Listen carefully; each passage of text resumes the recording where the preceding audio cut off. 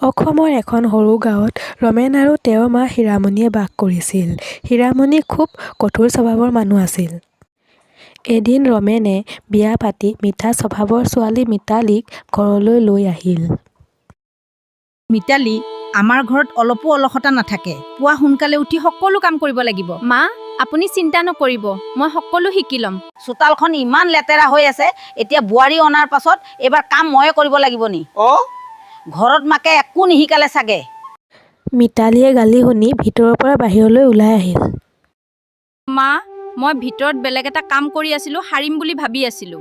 নালাগে, ভিতৰত মোবাইল টিপি শুই থাকগৈ। হীৰামণি, তোমাৰ বোৱাৰীটো বৰ ভাল। ইমান কষ্ট কৰি কেতিয়াও অভিযোগ নকৰে। এইবোৰ তোমালোকে নাজানা, বোৱাৰীবোৰ প্ৰথমে ভালেই থাকে। মায়ে মোক কিয় ইমান বেয়া পায়? মই ধৈৰ্য ধৰি থাকিম। এদিন নিশ্চয় মা মোক বুজিব। সেইদিনা গাঁৱত এটা অদ্ভুত ঘটনা ঘটিল। ইয়াৰ পিছত কি হ'ল জানিবলৈ চেনেলটো ছাবস্ক্ৰাইব কৰিব।